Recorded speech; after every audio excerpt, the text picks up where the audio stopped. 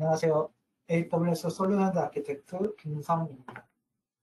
이번 세션에서는 AWS 세이지메이커를 이용해서 어떻게 머신러닝을 할 수가 있는지 살펴볼 예정인데요. 이번 세션에서 다룰 내용을 한번 쭉 보면 머신러닝이라는 거에 어떤 것인지, 그 다음에 실제 머신러닝 워크플로우는 어떤 것들이 있는지, 즉 모델을 빌드를 하고 그다음에 학습을 시키고 디플로이하는 이런 과정을 설명을 드릴 거고, 그리고 모델을 빌드하는 과정에서 세이지메이커의 어떤 서비스를 사용할 수 있는지, 그리고 모델을 트레이닝하고 그다음에 이제 하이퍼 파라미터 튜닝 같은 거 할 때는 어떤 서비스를 사용할 수가 있고, 나중에 만들어진 모델을 배포하고 관리할 때는 사용할 수 있는 서비스들, 그리고 최종적으로 어떤 머신러닝 개발자라든가 이제 그 데이터 사이언티스트가 없는 경우에, 만약에 데이터만 있는 경우에 자동으로 어떻게 모델을 만들 수가 있는지, 이런 여러 가지 서비스에 대해서 설명을 드릴 거고, 그다음에 그 머신러닝 작업을 이제 클라우드 환경에 했을 때 어떤 장점이 있는지, 그러니까 이런 내용 중심으로 얘기를 드리겠습니다. 저희가 이제 그 머신러닝이 무엇인지 얘기하기 전에 한 가지 예를 든다면, 이제 이러한 그 드론 같은 장난감을 저희가 그 판다고 했을 때, 그리고 이제 그 마케팅 메일 같은 걸 보낸다고 했을 때, 그 마케팅 메일을 보내는 대상을 저희가 필터링을 할 때 이제 가장 쉬운 방법은 기존의 거래 내역 데이터를 가지고 어떤 룰을 정해서 그다음에 그 룰에 맞는 사람들만 이렇게 필터링 해가지고 보내는 이런 방식을 사용할 수가 있고, 근데 이런 방식에서는 결국에는 이런 룰을 필터링 할 수 있는 룰을 사람이 계속 이제 만들어줘야 되는 그런 부분들이 있겠죠. 그 다음에 또 한 가지는 그냥 이런 과거 데이터를 가지고 만약에 저는 룰을 자동으로 만들 수는 없을까.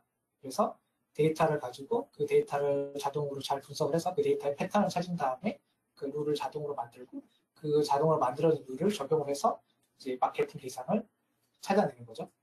그래서 우리가 이런 식으로 데이터를 가지고 어떤 자동으로 룰을 만들어내는, 그러니까 이런 방식을 주로 머신러닝이라고 얘기를 했고, 그 다음에 실제 이런 머신러닝을 하는 과정은 앞서 이제 예에서 보여드렸듯이 저희가 맨 먼저 그런 머신러닝을 위한 데이터를 수집을 한 다음에, 그 다음에 그 머신러닝이 사용할 그런 이제 알고리즘과 그 다음에 모델 같은 걸 선택을 하신 다음에, 그 다음에 실제로 저랑 그 모델을 학습시킬 수 있는 학습 환경하고 환경을 구성하고 실제 이제 학습을 하게 되겠죠. 모델을 학습을 시키고, 그 다음에는 그 모델을 이제 성능을 올리기 위해서 이제 튜닝 작업을 할 거예요. 그렇고 나서 튜닝이 완료가 되면 그 모델을 이제 실제 서비스에 적용하는 디플로이 단계가 있을 거고, 그리고 그렇게 디플로이된 모델을 이제 관리하는, 그러니까 이런 식으로 그 작업을 진행할 텐데요. 저희가 이렇게 그 데이터를 수집하고 그 다음에 그 학습할 모델 알고리즘을 선택하는, 이렇게 학습 준비를 하는 과정을 빌드 단계라고 얘기하고, 그 다음에 실제로 그 실제 데이터를 가지고 모델을 학습시키는 과정을 트레인, 마지막에 그 만들어진 모델을 실제 서비스에 적용하는 단계를 디플로이, 이렇게 그 크게 세 가지 단계로 또 나눠서 볼 수가 있습니다. 근데 이런 머신러닝은 그 단순히 이렇게 빌드, 트레이닝, 디플로이 단계가 한 번에 이루어지는 게 아니라 이 반복적으로 계속 이렇게 이루어지고, 각각의 단계 역시도 계속 반복적인 작업이 반복적으로 작업을 해야 될 필요가 있거든요. 그래서 저렇게 반복적인 머신러닝 작업을 위해서, 그래서 그 머신러닝만의 머신러닝 개발을 할 수 있는 그런 개발 환경이 이제 필요할 텐데, 그래서 일반적으로 그 보통 개발자들이 가장 먼저 시도하는 방식은 이제 본인의 랩탑에서 머신러닝을 하시는 거죠. 근데 저렇게 하면 처음에는 쉬운데, 문제는 만약에 데이터 양도 많아지고, 그 다음에 학습해야 될 그런 모델도 엄청 많아진다. 그리고 저렇게 만들어진 모델을 가지고 실제 그 서비스에 적용하겠다, 프로덕션 하겠다. 이제 그렇게 되면 본인의 랩탑으로 이런 작업을 하기에는 너무 이제 그 어려움이 많겠죠. 그다음에 이제 두 번째로, 그래서 개발자 랩탑에서 하는 게 아니라 이제 GPU 장비 같은 거는 이제 구입을 하시는 거죠. 그래서 저렇게 구입을 하시면 그때는 이제 그 랩탑에서 못했던 작업들을 GPU 장비에서 이제 수행을 할 수가 있으니까 빠르게 수행을 하실 수도 있고, 초기에는 저 GPU 그냥 구입을 하시는 게 훨씬 쌀 수도 있어요. 한 번에 예산을 이제 그 계획을 세우고 그때 이제 싼 값에 구입을 할 수도 있으니까요. 그런데 이제 문제는 뭐냐면 저게 처음에 예산을 수립을 할 때 그 머신러닝 할 데이터가 그 얼마나 많을지, 그 다음에 얼마나 우리가 저 GPU 장비를 더 많이 활용할지 모르기 때문에 너무 많이 사거나 아니면 또 너무 적게 사가지고 GPU 장비를 이제 실제로는 그 100%다 활용을 못하는 경우가 발생하거나 아니면 너무 모자라가지고 항상 개발자들 개발을 못하고 저 장비가 사용할 수 있을 때까지 기다리는 그런 상황도 벌어진 거죠. 그리고 또 이제 만약에 그 저거를 이제 글로벌하게 해외 서비스로 만들겠다. 이제 그렇게 된다면 그럼 저거 서버들을 어떻게 관리할까? 이제 그런 식의 이슈들이 이제 생기게 되는 거죠. 그래서 이러한 고객들의 고민들을 해결해 주기 위해서 실제로 AWS에서는 다양한 그 AIML 관련된 서비스들과 도구들을 가지고 있긴 한데 그 중에서도 그 세이지메이커라고 하는 실제 머신러닝을 모델을 개발하고 학습을 시키고 디플로이하는 이런 전 과정들을 관리해주는 그런 세이지메이커라고 하는 서비스를 제공해드리고 있습니다. 세이지메이커는 한마디로 얘기해 드리자면 그 기계학습에 필요한 모델을 생성하고 훈련하고 그 다음에 서비스를 배포하는 이런 전 과정들을 여러분들이 뭔가 특별한 셋업을 할 필요가 없이 바로 그냥 쓰신 만큼 그 돈을 지불하시고 사용하실 수 있는 완전 관리형 서비스고 그래서 실제로 세이지메이커 화면에 이렇게 딱 들어가 보시면 세이지메이커가 하나의 서비스로만 된 게 아니라 다양한 서비스들, 즉 머신러닝의 각각의 단계들에서 필요한 그 다양한 서비스들이 그 모여져 있는 게 아마존 세이지메이커입니다. 그래서 그 데이터에 레이블링 할 때 필요한 그라운드 트루스 같은 서비스가 있고 실제 이제 모델 개발을 위해서 필요한 그런 그 에디터라든가 그런 개발 도구를 제공하는 노트북, 그 다음에 실제 학습을 시키고 하이퍼 파라미터 튜닝에 필요한 작업을 하기 위한 그런 트레이닝 그 서비스, 그리고 그렇게 만들어진 모델을 배포를 하고 그 관리를 할 수 있는 이제 인퍼런스 관련된 서비스. 그러니까 이런 여러 가지 빌드, 트레이닝, 디플로이 관련된 모든 서비스들이 합쳐져 있는 게 그 아마존 세이지메이커고요. 그리고 이제 저희가 그 중에서 이제 첫 번째로 그 보고 싶은 서비스는 실제로 저희가 어떤 저런 마케팅 관련된 그런 그 마케팅할 타겟할 고객을 선정하는 그런 작업들을 머신러닝 문제를 풀기 위해서는 일단 첫 번째로는 실제 그 모델에 관련된 그 모델을 빌드하는 코드를 작성을 해야 되겠잖아요. 그래서 그런 빌드 단계에서 우리가 얼마나 빨리 그 코드를 작성할 수 있고 또 이게 다른 개발자들과 어떻게 협업을 쉽게 할 수 있을지 이제 이런 부분들에서 그 도움을 줄 수 있는 서비스가 아마존 세이지메이커 스튜디오라는 서비스가 있는데요. 세이지메이커 스튜디오는 한마디로 얘기하면 머신러닝용 그 IDE, 즉 통합 개발 환경이라고 생각하시면 돼요. 쉬운데요. 그래서 그 개발에 필요한 이제 만약에 디버깅, 그러니까 저희가 그 개발을 하다 보면 디버깅도 해야 되고, 그다음에 코드도 작성해야 되고, 실제 거기서 실행한 거를 갖다 배포도 해야 되고 그런 과정들이 필요한데 머신러닝도 마찬가지로 내가 어떤 그 모델을 만들고 그 모델을 실험을 하고 그 모델이 어떻게 잘 정착하는지 그 실험한 결과들도 확인을 해야 되는데요. 그런 부분도 그 제공을 해주고 그다음에 또 한 가지는 만들어진 모델을 배포하고 그다음에 모니터링하는 그런 부분에서도 이제 세이지메이커 스튜디오에서 가능하고 그리고 내가 만든 그런 코드를 다른 사람과 그 코드 리뷰에서 그 공유해서 보듯이 마찬가지로 내가 만든 머신러닝 코드를 다른 사람에게 쉽게 전달해주는 그러니까 그런 식의 기능도 제공을 해주고 있습니다. 그래서 세이지메이커 스튜디오는 약간 이렇게 한마디로 표현하자면 과거에 여러분들이 이제 만약에 그 어떤 코딩을 한다 했을 때 저런 이제 메모장에서 할 거냐 아니면 그 파이썬이나 뭐 인텔리제이 같은 그런 통합 환경에서 할 거냐. 그러니까 그랬을 때 이런 파이썬이나 인텔리제이 같은 그런 통합 환경, 머신러닝 개발에 있어서의 통합 환경을 제공해주는 그런 아이디가 세이지메이커 스튜디오다. 그러니까 이렇게 이해하시면 쉽습니다. 그래서 실제 세이지메이커 스튜디오에 이렇게 들어가 보시면 이런 화면을 일반적으로 보실 수가 있고요. 이 화면에서 중간에 보시면 그 노트북 하고 노트북이라는 부분이 있어요. 그래서 실제 여러분들이 그 모델 개발을 하기 위해서는 이렇게 노트북을 하나 띄워서 개발을 하실 건데요. 그래서 노트북에서 그 노트북을 이렇게 띄우시고, 그 다음에 이 노트북이 그 노트북을 띄우기 위해서는 이 노트북용 이제 인스턴스를 이렇게 하나 고르게 됩니다. 그리고 그 다음에 이제 그 노트북에서 실제 개발할 그 머신러닝 환경을 저희가 버추얼 환경을 구축을 해야 되는데, 그것도 역시 이미 세이지메이커 스튜디오에서 저희가 여러분들이 자주 쓰이는 그런 환경들에 대해서 프레임워크라든가 아니면 GPU가 필요하든가 그런 부분에 대해서 미리 만들어 놓은 환경들이 있기 때문에 거기서 하나를 선택하신 다음에 바로 사용하실 수가 있는 거예요. 즉 여러분들이 어떤 머신러닝 개발을 위해서, 코드 개발을 위해서 별도의 뭐 환경 셋업을 하거나 이럴 필요가 없이 그냥 스튜디오 안에서 그 스튜디오용 인스턴스 하나 만들고, 그 다음에 거기에서 이런 개발 환경을 하나 선택하신 다음에 바로 띄우시면 그 지금 화면에 보이시는 것처럼 이렇게 머신러닝 코딩을 하실 수가 있고, 이렇게 코딩한 거를 별도의 장비에서 또 이제 학습을 시키고 그 학습한 결과를 이렇게 추적할 수 있다는 거죠. 그래서 실제로 그리고 또 이렇게 그 여러분들이 작성한 코드를 그 간단하게 그냥 그 한 번의 클릭만으로 해서 그냥 여러분 공유할 링크를 만들어내고 그거를 이제 다른 개발자들하고 다른 개발자들한테 전달해가지고 여러분들의 노트북을 이제 쉽게 공유를 하실 수도 있습니다. 그래서 협업도 훨씬 쉽게 할 수가 있는 거죠. 그래서 이렇게 세이지메이커 스튜디오에는 여러 가지 기능들이 다 들어가 있는데, 그 중에서도 이제 노트북에 대해서 조금 더 살펴보면 실제로 이런 노트북은 그 주피터 노트북에다가 저희가 좀 더 편리한 기능들을 통합해놨다고 생각하시면 되는데요. 기본적으로는 이제 주피터 노트북하고 그다음에 주피터 랩도 같이 지원을 해드리고, 이제 그거 외에 지금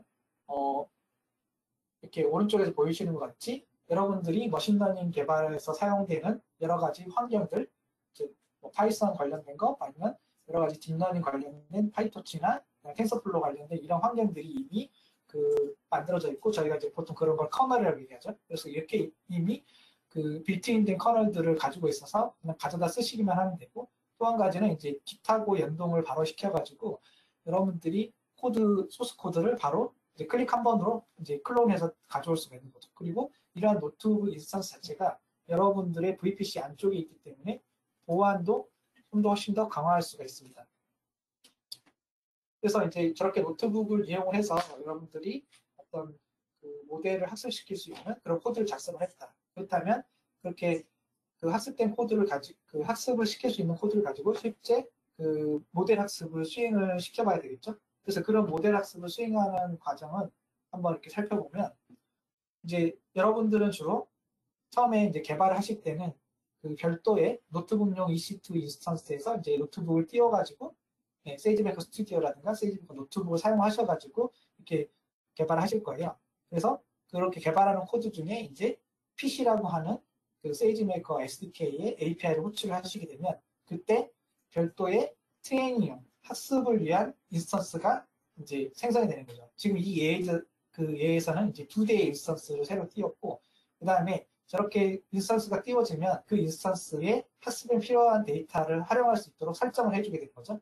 그 다음에 저런 인스턴스에 그러면 실제 학습할 코드는 어떻게 들어가냐? 그게 실제 그 도커 형태로, 도커의 이미지 형태로 저희가 미리 그런 도커의 이미지를 저장하고 관리할 수 있는 그 일렉스틱 컨테이너 레지스트리라고 하는 일종의 도커 허브 같은 것들을 가지고 있어서 거기에 그 이미지가 이미 들어가 있고, 그래서 그 도커 이미지가 실제 그 트레이닝용 인스턴스에 이제 그 도커 컨테이너로 이제 들어가게 되는 거죠. 그래서 저기에서 이제 도커 컨테이너가 띄워지고, 그리고 여기에서 이제 학습이 시작이 돼서 학습이 완료가 되면 그때 나오는 그 모델들, 즉 그 결과물들은 이제 S3에 기록이 되게 됩니다. 그래서 이 과정들을 이제 실제 코드로 나타내 보면, 그러니까 되게 복잡해 보이는 과정이지만 실제로는 크게 보면 몇 줄 안 되는 코드로 다 수행이 되고 API 호출로 세이지메이커에서는 가능합니다. 그래서 이 세이지메이커를 사용하기 위한 이런 그 라이브러리를 임포트를 하고, 그 다음에 여기 보시면 세이지메이커와 이제 통신을 할 수 있는 그런 섹션을 하나 맺고, 그 다음에는 그 트레이닝을 위한 그런 그 트레이닝용 인스턴스를 위한 설정하고 그 다음에 거기서 사용할 알고리즘들을 갖고 있는 컨테이너에 대한 정보를 가지고 이스티메이터라는 것을 하나 만들고 그 다음에 그런 모델에 필요한 하이퍼 파라미터를 설정을 한 다음에 실제로 여러분들이 하실 일은 이렇게 핏이라고 하는 API를 호출하는 거죠. 그래서 이 핏을 호출할 때는 그 트레이닝 데이터나 밸리데이션 데이터 아니면 테스트 데이터에 대한 위치 정보를 이렇게 같이 주시고 이렇게 트레이닝을 시작을 하면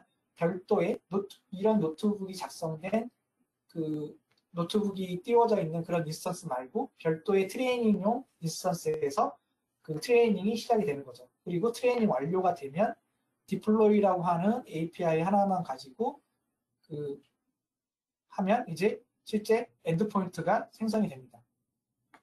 그래서 이 과정을 조금 더 상세하게 살펴보면 첫 번째 이스티메이터에서는 저렇게 트레이닝할 인스턴스 트레이닝이 필요한 인스턴스를 몇 개로 쓸지 그 다음에 그 인스턴스의 타입은 어떤 타입을 쓸지 그리고 실제 거기에 EBS 볼륨은 디스크 사이즈는 얼마나 줄지 이런 식으로 설정을 하고 그 다음에 그 저희가 머신러닝 알고리즘을 이제 선택을 해야 되는데 그 머신러닝 알고리즘은 이제 컨테이너 이미지로 만들어서 그거를 이제 컨테이너 이미지를 관리하는 곳에 등록을 하고 거기에 대해 그 이미지를 가지고 있는 URL 정보를 이제 이렇게 넣어주는 거죠. 그 다음에 실제 저 컨테이너를 그 컨테이너로 수행을 할 때 그 수행에 필요한 그 AWS IAM 롤 같은 거를 지정을 해주고 그렇게 되면 이제 이스티메이터라고 하는 그 객체가 생성이 됩니다. 그래서 이렇게 객체가 생성이 되면 그 객체에서 핏이라고 하는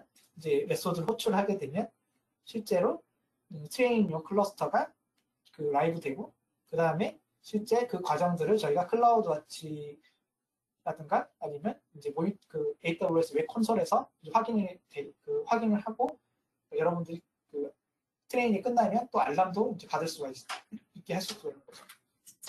그래서 전체 과정을 다시 한번 이렇게 쭉 짚어보면 그 첫 번째 그 세이지메이커에 이렇게 세션을 맺고 그 다음에 그 이런 식으로 이스티메이터라고 하는 객체를 만들기 위해서 알고리즘이 들어가 있는 요 ECR에 그 알고리즘을 이미지에 대한 URL 주소를 여기에 가져오고 그 다음에 실제 트레이닝에 필요한 인스턴스 사용에 대한 정의를 이렇게 해주고 나서 나중에 핏을 하게 되면 이 기존에 S3에 들어가 있던 트레이닝용 데이터를 이용을 해가지고 실제 이런 트레이닝용 인스턴스가 생성이 되고 그 트레이닝용 인스턴스에서는 이 그 알고리즘에 들어있는 이 이미지, 즉 도커 이미지를 가지고 실제 학습을 진행을 하게 되는 거죠. 그래서 학습이 완료되면 그 결과물을 다시 S3에 이렇게 기록을 하게 되고요.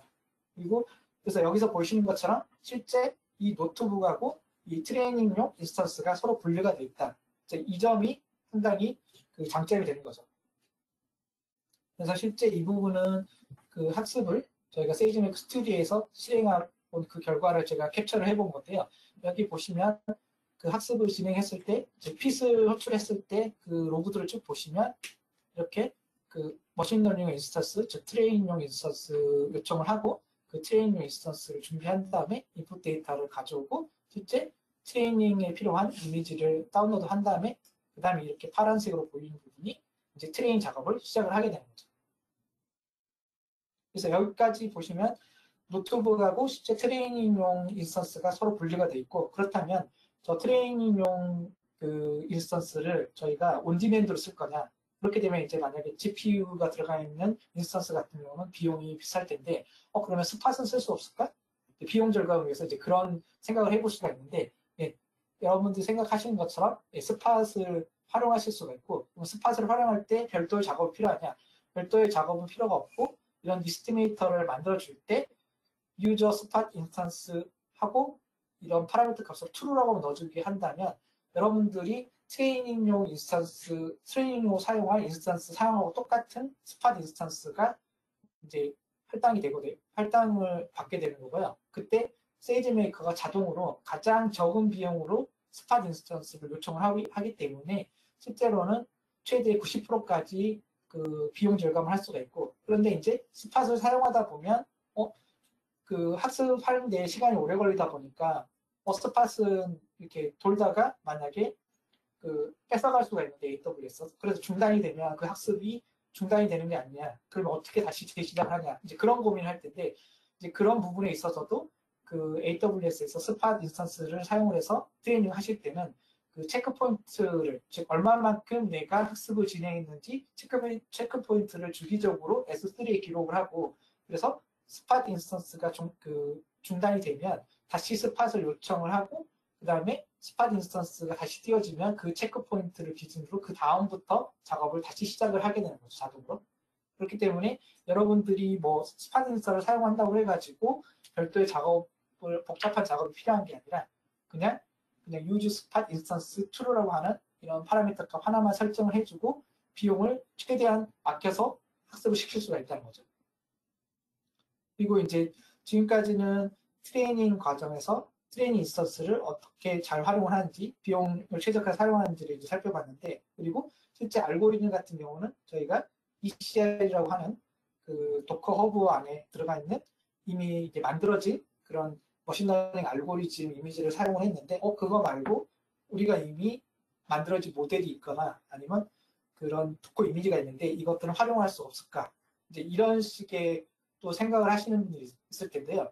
이제 그런 부분들을 위해서 실제로 AWS 세이지메이커 트레이닝에서는 여러분들 사용할 수 있는 알고리즘을 크게 4가지 형태로 사용할 수 있도록 옵션을 드리고 있어요. 첫 번째로는 빌트인 알고리즘으로 저희가 직접 만든 알고리즘이 있고, 두 번째는 여러분들이 실제 작성하신 어떤 스크립트, 그런 스크립트를 직접 작성을 해가지고 그 스크립트로 바로 실행을 하실 수가 있고, 세 번째는 그런 스크립트 말고 우리는 이미 도커로 이런 작업들을 패키징을 했다. 그렇다면 그 도커 이미지를 가지고 바로 학습을 하고 싶다.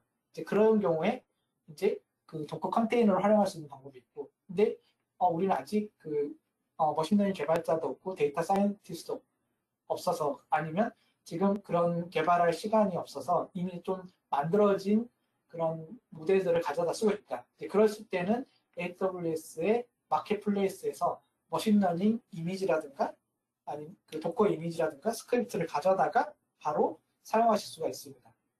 그래서 이 부분을 하나씩 좀 더 살펴보면, 빌트인 알고리즘으로 저희가 머신러닝 학습을 진행하겠다. 그랬을 때는 이제 코드가 이런 식으로 앞서 설명드렸던 이 이스티메이터라고 하는 이 객체를 만들 때 필요한 이 컨테이너를 저희가 가져오는 부분이 이렇게 스테이지 메이커에서 이미 만들어진 이미지를 그 알고리즘 이름하고 그 다음에 버전을 이용을 해가지고 그 URL을 가져오는 거죠. 그렇게 되면 실제로는 이미 저희가 빌트인 알고리즘을 ECR이라고 하는 도커 허브와 같은 그런 곳에 이미 이미지로 만들어서 저장을 하고 있기 때문에 거기에서 이제 가져와서 바로 활용을 하시면 되는 거고, 그 반대로 그럼 내가 직접 스크립트를 작성해서 하고 싶다. 이제 그런 경우에는 실제로 세이지메이커 SDK에서 여러분들이 자주 사용하시는 프레임워크들, 즉 텐서플로우라든가 파이토치와 같은 그런 자주 사용하는 프레임워크들을 지원을 해주고 있기 때문에 그런 프레임워크들의 이런 그런 프레임워크를 사용할 수 있도록 만들어주는 이런 클래스를 갖다가 이렇게 호출을 하셔가지고, 그리고 여러분들이 작성한 이런 코드의 위치를 엔트리 포인트로 라는 파라미터에 넣어가지고 넣고, 그 다음에 그 코드가 어떤 디렉토리에 있는지 이렇게만 넣어주시면 이제 실제로는 이 과정에서 자동으로 그 트레이닝용 이미지가 이제 생성이 되는 거죠. 그래서 이렇게 별다른 작업, 여러분들이 작성한 코드를 이런 식으로 등록만 해주셔서 세이지메이커에서 바로 활용을 하실 수가 있고요. 세 번째로는 우리가 직접 그러면 컨테이너를 만들어서 만든 거를 바로 쓰고 싶다. 그랬을 때는 앞서 처음에 저희가 빌트인 알고리즘을 사용했을 때 ECR이라고 하는 저희 AWS에서 얘기하는 도커 허브 같은 도커 이미지를 관리하는 그런 서비스가 있는데, 거기에 여러분의 도커 이미지를 푸시를 합니다. 그 다음에 그 푸시한 이미지에 도커 허브 URL 주소, ECR URL 주소를 이스티메이터를 만드실 때 이렇게 넣어주시기만 하면, 그러면 실제로 트레이닝 할 때 이 주소를 가지고 이제 그러니까 이 주소의 도커 이미지를 다운로드 받아서 실제 트레이닝이 시작이 되는 거죠. 그래서 지금까지 저희가 빌트인 알고리즘, 그 다음에 실제 여러분들이 그냥 그 만든 스크립트 파일을 가지고 바로 그 트레이닝을 한다든가, 그다음에 아니면 도커 이미지로 만들어진 걸 갖고 트레이닝을 한다든가, 그러니까 이렇게 세 가지를 살펴봤고, 그다음 마지막으로 또 이제 마켓플레이스에서 가져오는 이렇게 네 가지 방식으로 저희가 실제 그 세이지메이커 트레이닝을 진행을 할 수 있다. 이렇게 이해하시면 될 것 같고요.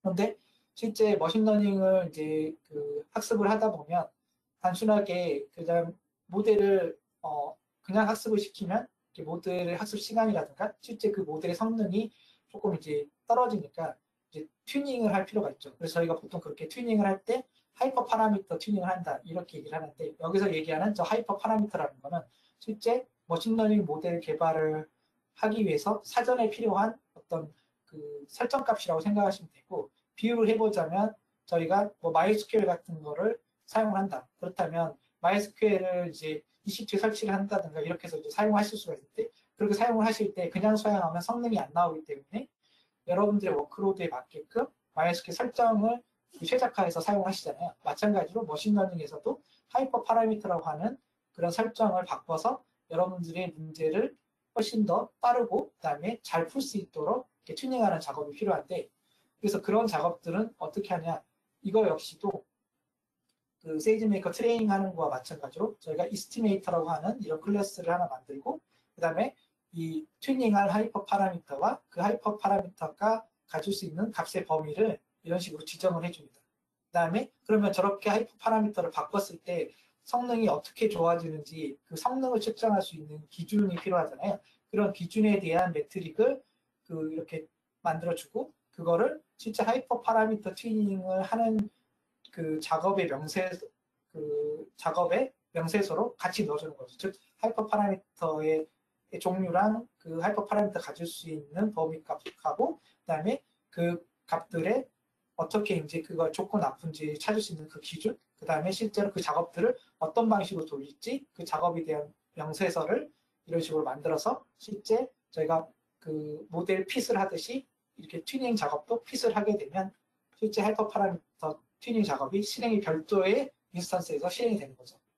그래서 하이퍼 파라미터 튜닝 작업 저렇게 코딩을 하신 다음에 하이퍼 파라미터 핏을 하게 되면 별도의 트레이닝 작업들이 이렇게 그 여러 개의 트레이닝 작업들이 동시에 뜨고, 그때 이제 이 트레이닝 작업들의 결과를 가지고 이 중에서 가장 좋은 모델을 자동으로 선택을 해서 이제 베스트 모델을 이렇게 여러분들한테 추천을 해주게 되고, 그걸 바로 디플로이를 할 수 있도록 만들어주게 되는 거죠.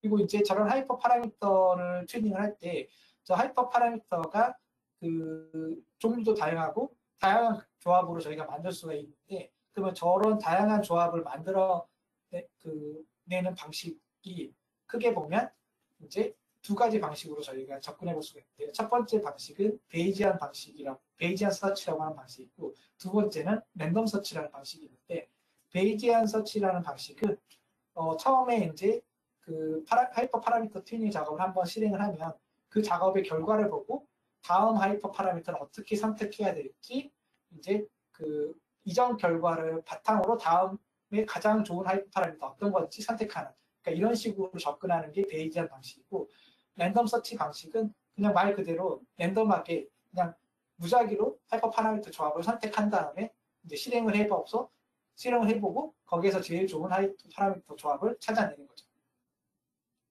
그래서 실제로 베이지안 방식을 진행을 해보면 이런 식으로 그 시간이 지날 때마다 한 단계 한 단계씩 이렇게 진행이 되는데, 그리고 그래서 실제 이제 이전 결과 작업을 보고 다음 작업을 하게 되는 거죠.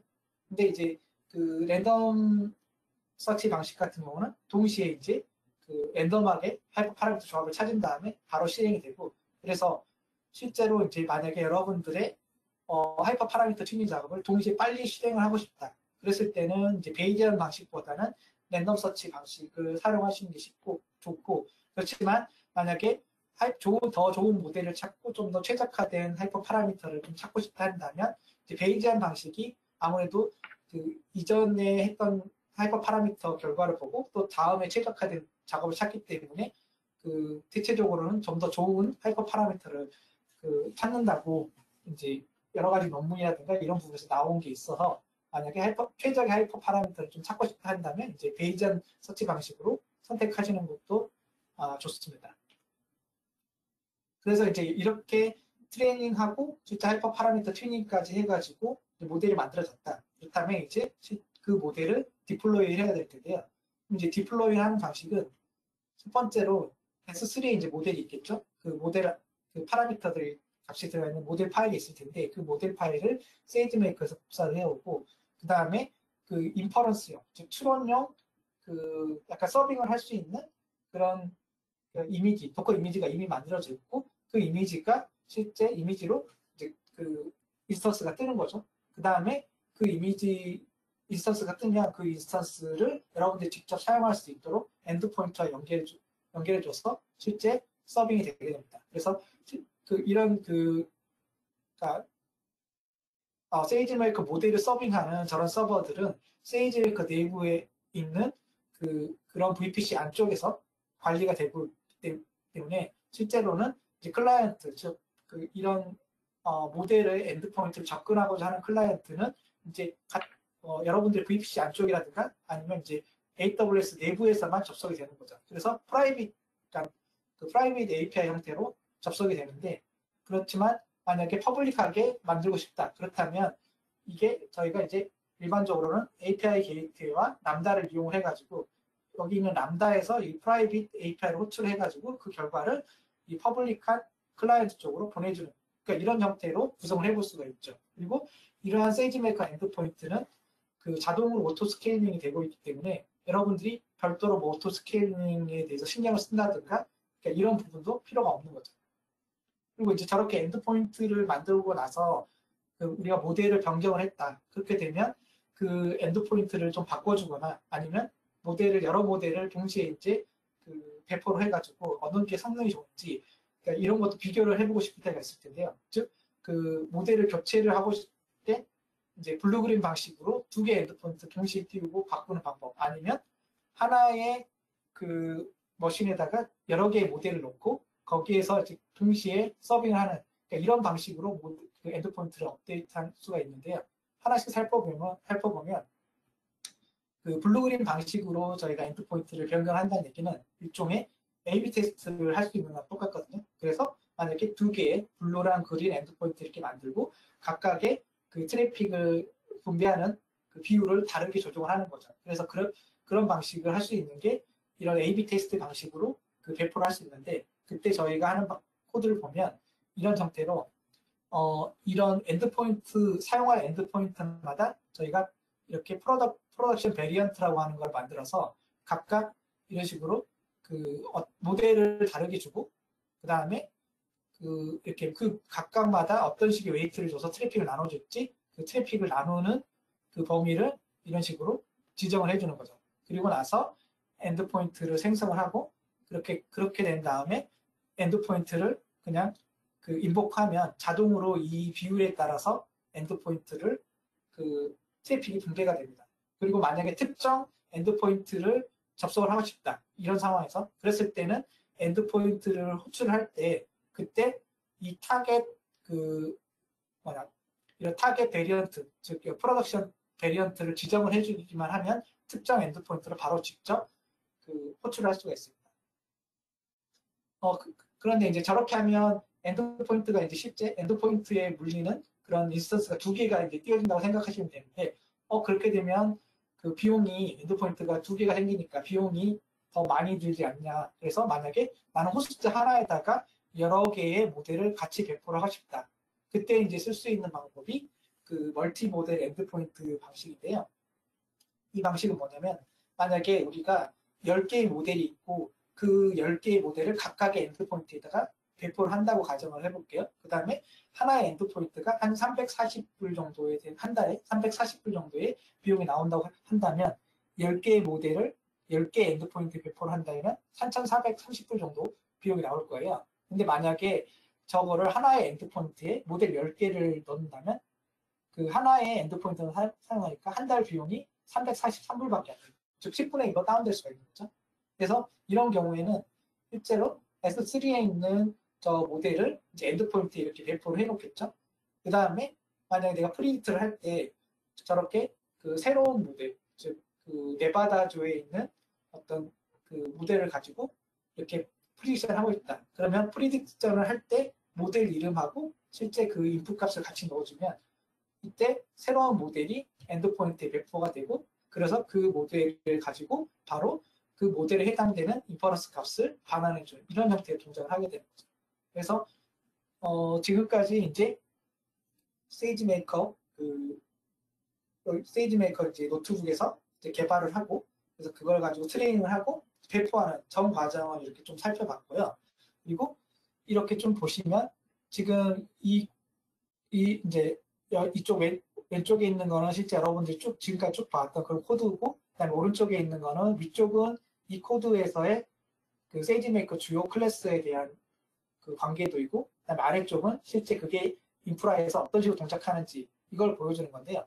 여기서 보여주신 것처럼 그 코드에서 맨 첫 번째로 세이지메이커 셋서를 맺고, 그다음에 저희가 그 트레이닝을 위한 이제 이스티메이터라고 하는 그런 객체를 이렇게 선언을 하죠. 그다음에 이 객체에서는 트레이닝에 필요한 그런 그 이미지라든가 인스턴스 사양 같은 걸 정의하고 그다음에 실제로 그 핏을 하게 되면 이런 트레이닝 작업이 수행이 되고 그다음에 트레이닝 작업이 완료가 되면 이제 모델이 S3에 저장이 되고 그다음에 디플로이를 하게 되면 그때 이제 엔드포인트가 만들어지고 그다음에 실제 프리딕션을 하면 저희가 결과를 이제 사용할 수가 있는 거죠.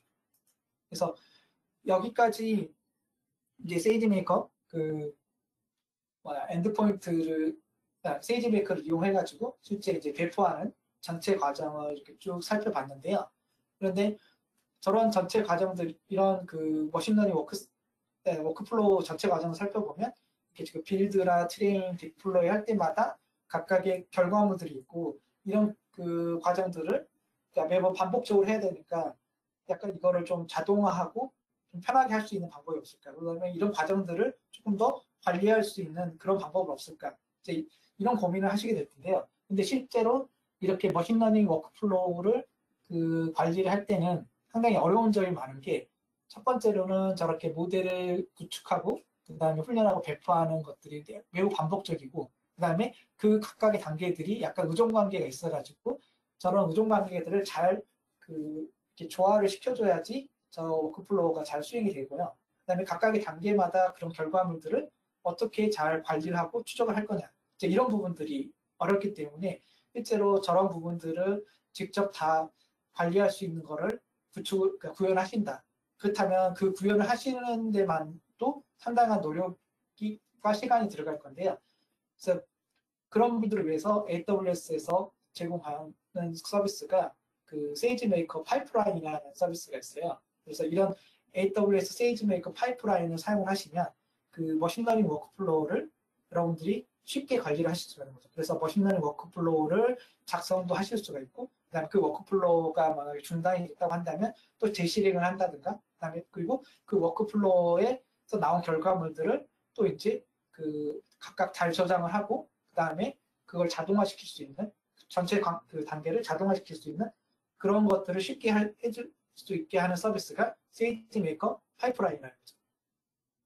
그래서 실제로 세이지메이커 파이프라인 한 예를 보면 여러분들이 그런 모델 학습을 위해서 만든 그런 코드를 뭐 GitHub 같은 데서 관리를 하실 거예요. Git에 올려놓고 관리를 했다가 이 부분에서 코드 변경이 있었다. 그럼 이제 커밋을 하실 거고 이제 커밋을 하게 되면 이게 저 파이프라인에 세이지메이커 파이프라인을 이용해서 커밋을 하자마자 이제 바로 자동으로 그 모델 학습이 수행이 되고 그러면 자동으로 이제 학습이 쭉 수행이 되다가 학습이 완료가 되면 모델이 생성이 되겠죠. 그럼 이제 그 모델이 생성이 되면 그 모델을 이제 그 이전 모델하고 이전에 지금 라이브 되고 있는 모델 대비 얼마나 좋아졌는지 아니면 얼마나 나쁜지 이제 그런 평가를 한 다음에 그 평가한 매트릭을 비교를 해가지고 그 클릭 한 번만 하면 이거를 배포를 할지 아니면 배포를 미룰지 이렇게도 하실 수가 있다는 거죠.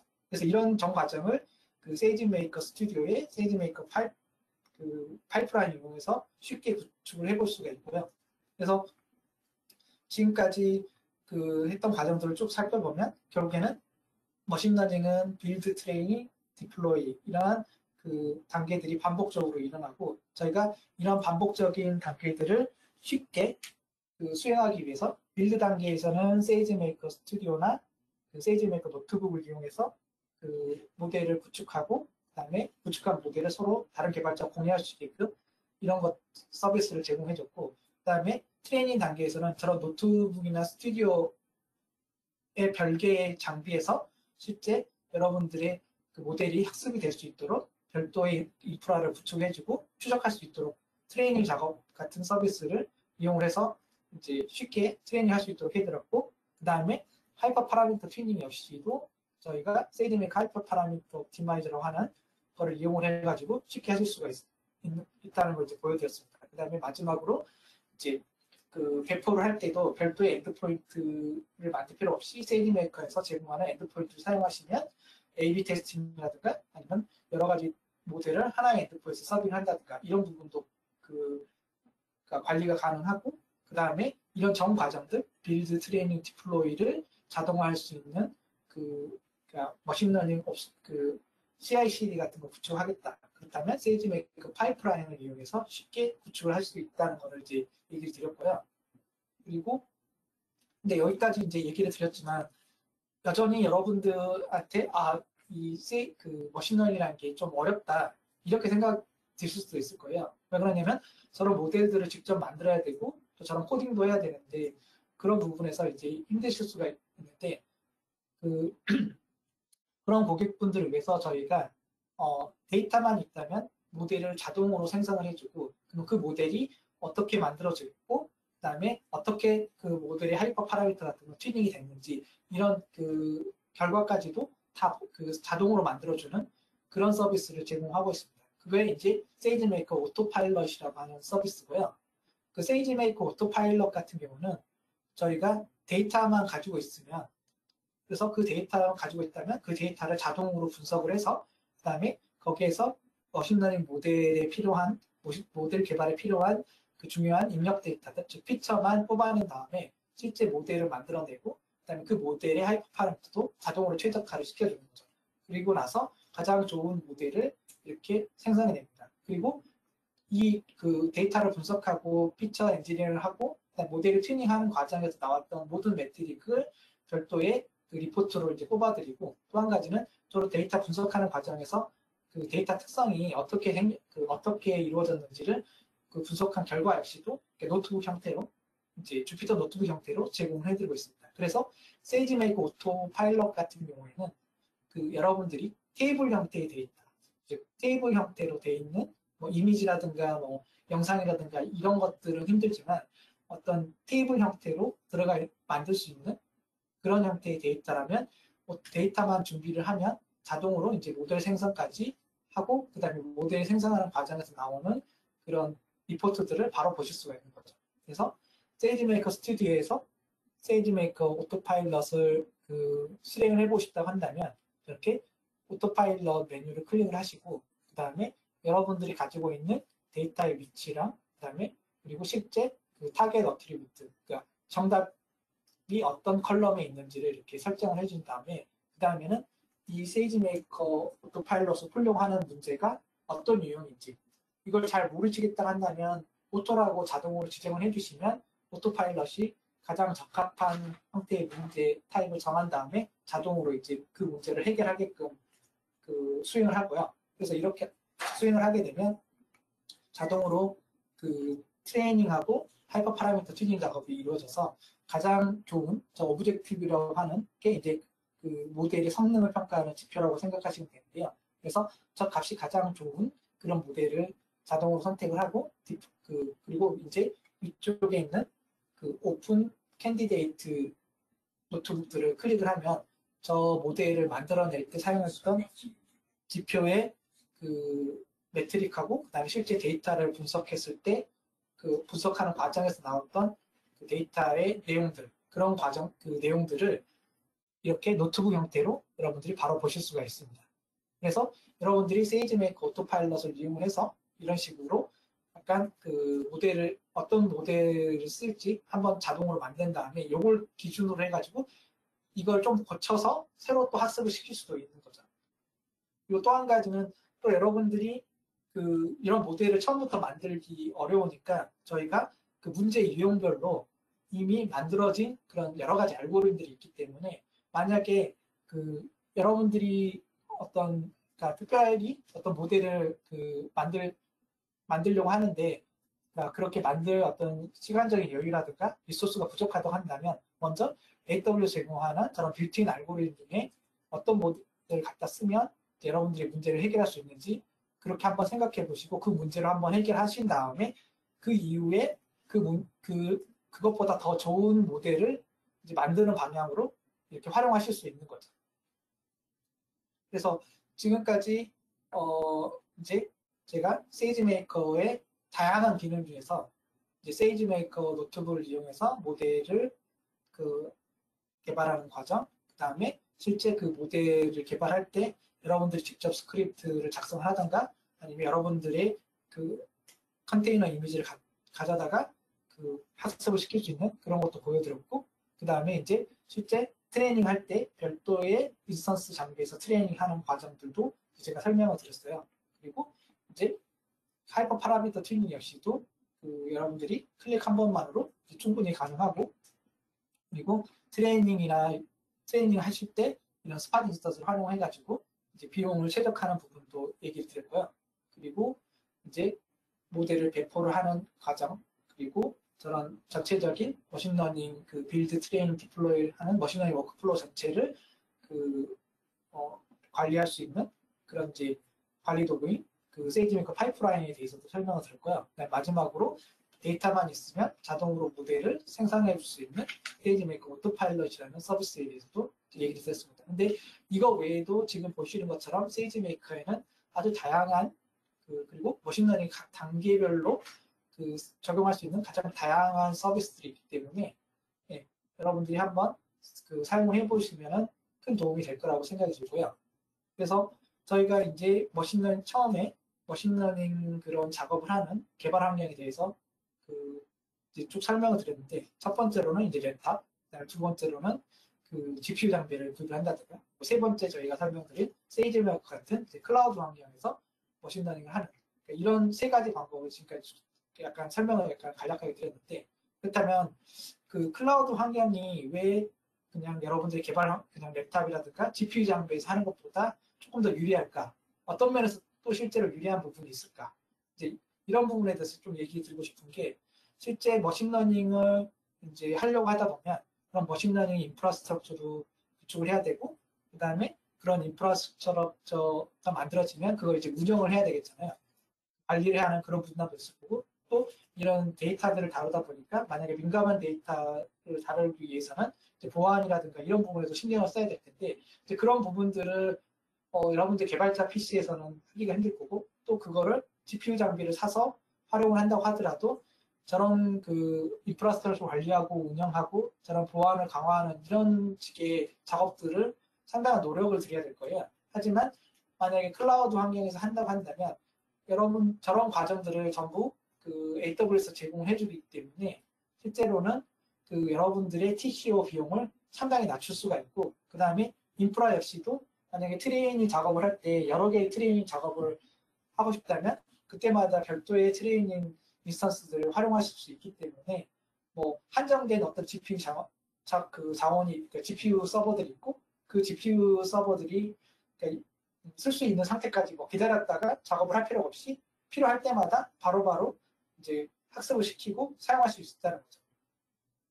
그래서 실제로는 만약에 TCO 관점에서 비용을 절약할 수 있는 생각을 해본다면, 여러분들이 머신러닝 환경을 EKS나 EC2에서 구축을 하신다면 대부분의 인프라 관리라든가 보안이라든가, 그다음에 이제 인프라의 어떤 성능을 최적화한다든가, 그다음에 고가용성을 확보한다든가, 그러니까 이런 부분들에서 여러분들이 대부분 직접 하셔야 되겠지만, 만약에 세이지메이커를 사용하신다면 이런 부분들이 대부분 다 자동화되어 있고, 그 다음에 완전 관리형으로 제공이 되기 때문에 여러분들은 정말 어떤 비즈니스 문제를 머신러닝으로 풀 수 있는 그 부분에만 집중을 하실 수 있는 거죠.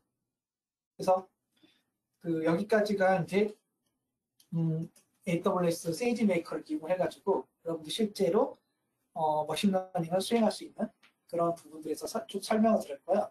그리고 이후에 여러분들이 조금 더 세이지메이커에 대해서 활용을 해보고 싶다든가, 실제로 이런 부분 그래서 실습을 해보셨다면 여기에 제가 이제 링크를 걸어드린 그 세이지메이커 이머전 데이 워크샵이라든가 그다음에 세이지메이커가 그 세이지메이커를 활용하기 쉽도록 저 AWS는 세이지메이커 활용한 예제들을 계속 추가를 하고 있거든요. 지금도 한 200개가 넘는, 여기는 100개 정도로 얘기했는데 거의 한 200개 정도 되는 샘플 코드들이 있기 때문에 그걸 가지고 여러분들 직접 세이지메이커에서 해볼 수가 있고, 그 다음에 이제 실제로 세이지메이커를 그 사용한 그 데모 영상도 있기 때문에 이런 부분들을 좀 참고를 하셔서 이제 실제로 세이지메이커를 한번 쉽게 좀 사용해 볼 수 있을 거라고 생각이 듭니다.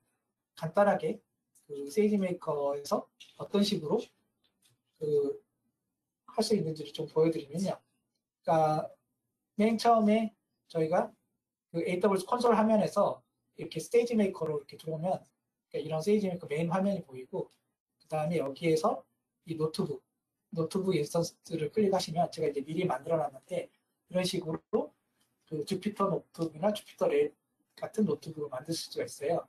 그 다음에 여기 있는 오픈 주피터라든가 오픈 주피터 랩을 클릭을 하시면 이런 주피터 랩 환경으로 그 들어갈 수 있거든요.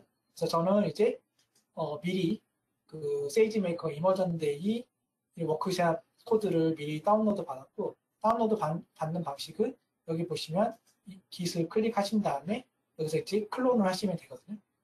그래서 그 중에 오늘 제가 설명드렸던 그 XG 부스트 다이렉트 마케팅으로 하는, 즉 그 마케팅 타겟을 골라주는 그런 예제를 그 예제 노트북을 지금 한번 실행을 해봤는데요. 그래서 앞부분은 이렇게 쭉 예제에 대한 설명이고, 그래서 그 다음에 여기 이제 보시는 것처럼 처음에 세이지메이커 그 라이브러리 임포트하고, 그 다음에 이제 실제 그 사용할 S3 버킷을 이제 세이지메이커를 띄우시면 자동으로 디폴트 버킷이 좀 생기거든요. 그래서 그 버킷의 이름을 이렇게 가져온 다음에 그다음에 이제 마찬가지로 필요한 그런 라이브러리들을 이렇게 쭉 임포트 한 다음에 그다음에 실제 학습할 데이터를 이렇게 가져옵니다. 여기서는 이제 이 그 뱅크 어디셔널을 하는 이 데이터를 가져오고요. 그 다음에 그럼 이 데이터의 내용이 그 어떤 형태인지 이걸 이제 한번 확인을 해봐야지 우리가 어떻게 머신러닝 할 수 있겠다. 이제 그러니까 이런 식으로 판단이 살잖아요. 그래서 이걸 실행을 하면 이제 판다스로 데이터를 읽어가지고 한번 데이터가 어떤 컬럼들이 있고 그다음에 어떤 값들이 있는지를 쭉 한번 보고, 그다음에 실제로 이 데이터를 보시면 그 어떤 데모그래픽 데이터, 즉 연령대라든가 직업이라든가 결혼했는지, 그 다음에 실제 뭔가 집은 있는지, 뭔가 그리고 그 은행 대출이 있는지, 뭐 기타 등등 다양한 그런 이제 컬럼들이 있고, 그 다음에 맨 마지막으로는 실제 이 사람이 어떤 마케팅 그 메일을 보냈을 때 yes라고 했는지 아니면 no라고 했는지, 즉 정답이죠. 즉 그 타겟 밸류인 y라는 컬럼이 있습니다. 그래서 이제 이런 형태로 이제 구성이 됐다는 걸 좀 확인해 보시고, 그렇다면 실제 이렇게 여러 가지 그 컬럼들 중에서 이런 y하고 어떠한 관계가 있는지, 그래서 그 어떤 데이터를 쓰는 게 그 가장 이제 적합한 모델을 만들 수 있을지, 그 필요한 데이터만 쓸 수 있을지, 그런 거를 이제 확인하기 위해서 이 데이터를 한번 이렇게 그 평균이라든가 분산 같은 것, 이런 것들을 내 가지고 데이터의 분포를 한번 보는 거죠. 그래서 이런 과정들을 이렇게 쭉 거치면 지금 여기서는 이 어떤 걸 했냐면, 그러니까 이 데이터의 분포를 한번 쭉 본 거고요. 그리고 그다음에 이제 두 번째로는 그러면 실제 우리가 원하는 그 타겟 값하고 나머지 컬럼과의 어떤 관계가 있는지 약간 상관관계를 이렇게 쭉 다 계산해 본 거죠. 그래서 상관관계 높은 그런 그 컬럼들만 사용하시는 게 훨씬 더 이제 그러니까 머신러닝 모델을 좀 빨리 그리고 더 효과적으로 만들 수 있겠죠.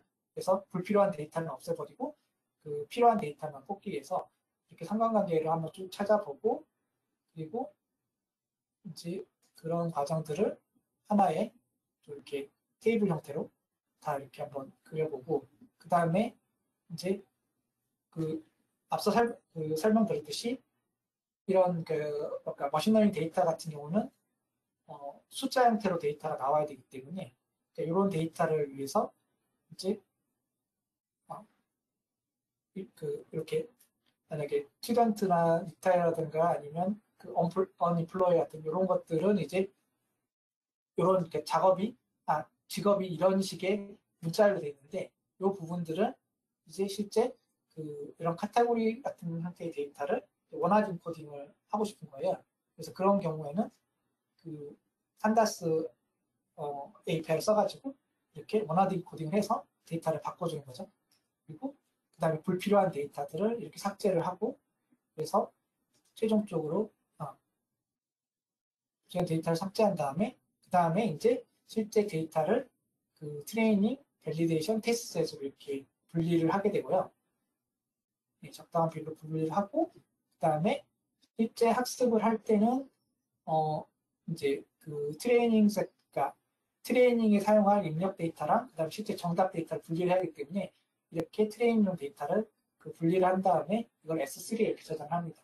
그래서 이렇게 데이터를 가공하는 작업이 끝나면 실제로 저희가 빌트인 알고리즘을 사용을 할 거기 때문에 그 빌트인 알고리즘 컨테이너를 읽어온 다음에 그다음에 그 S3 데이터 위치를 이렇게 지정을 해주고 그리고 지금까지 쭉 봐왔던 그런 트레이닝 작업용 코드를 이렇게 작성을 하시는 거죠. 그리고 그래서 이스티메이터 만들고 하이퍼 파라미터 지정하고 그다음에 핏을 하게 되면 실제 트레이닝 작업이 이렇게 쭉 수행이 되고 이렇게 쭉 수행이 되고 그리고 이제 실제 저 트레이닝 작업이 수행이 되면 이쪽에 있는 트레이닝 메뉴에 보면 이 트레이닝 잡에 이렇게 수행된 결과들이 이렇게 쭉 보이게 됩니다. 그래서 제가 미리 이제 수행을 했기 때문에 이런 수행한 작업들이 보이게 되고요. 그래서 이렇게 보시면 이렇게 쭉 수행한 결과들이 이렇게 쭉 보이고 그 다음에 로그들도 확인이 다 가능한 거죠.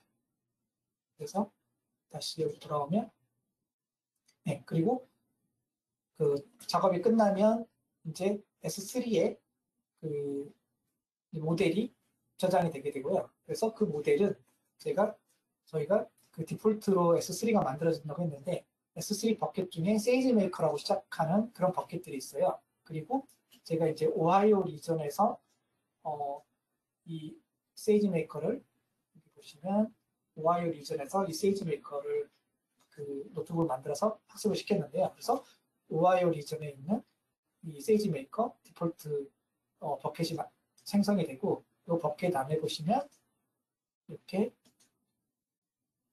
여기 트레이닝 데이터와 밸리데이팅 데이터 셋이 있고 최종적으로 이 아웃풋이라고 하는 곳에 제가 이 학습한 트레이닝 작업들의 결과물 모델이 이렇게 저장이 되는 거죠. 그래서 저 모델들을 이제 디플로이 API를 호출해 가지고 모델을 배포를 하면 실제로 이 세이지 메이커의 이제 인퍼런스 메인을 보시면 여기 보면 엔드포인트라고 하는 게 이렇게 배포가 되고요. 근데 여기서 이제 두 개가 나온 이유는 여기 보시면 이후에 제가 이거는 이제 엔드포인트 배포를 하고 실제로 이렇게 프리딕션을 해보는 그런 과정을 좀 보여드리는 거고요. 그 다음에 하이퍼 파라미터 튜닝 작업을 해가지고 이 하이퍼 파라미터 튜닝한 그 결과를 또 이제 이렇게 엔드포인트로 배포를 했거든요. 그렇기 때문에 실제 여기서는 엔드포인트가 이렇게 두 개가 보이는 거고 그래서 이런 형태로 여러분들이 이 노트북 안에서 개발부터 배포, 그다음에 하이퍼 파라미터 튜닝 그러니까 이런 모든 작업들을 다 수행을 할 수가 있고 그 작업들은 다 세이지 메이커 메뉴에서 다 모니터링도 가능하다는 거죠. 그리고 그리고 이제 이렇게 작업이 다 끝나신 해본 다음에 만약에 엔드포인트가 필요가 없다. 그렇다면 이렇게 그냥 딜리트 엔드포인트만 하시면 엔드포인트가 자동으로 삭제가 됩니다. 그래서 엔드포인트는 뭐 자동으로 저희가 중지를 시키거나 제시를 시키거나 이렇게 할 수는 없고 엔드포인트가 한번 만들어지면 삭제하기 전까지는 계속 러닝 상태이기 때문에 만약에 필요하지 않는 엔드포인트는 이런 형태로 삭제를 하시는 것을 권장을 드립니다. 이상 AWS 세이지메이커에서 이제 어떤 서비스를 이용해가지고 그 머신러닝 작업을 할 수 있는지 쭉 설명을 드렸고, 그다음에 간략하게 세이지메이커를 이용한 데모도 이제 보여드렸는데요. 네, 오늘 이렇게 내용을 들어보시고, 그다음에 세이지메이커에 관심이 있으신 분들은 저희한테 좀 연락을 주시면 감사하겠습니다. 이상 AWS 솔루션스 아키텍트 김성민이었습니다. 감사합니다.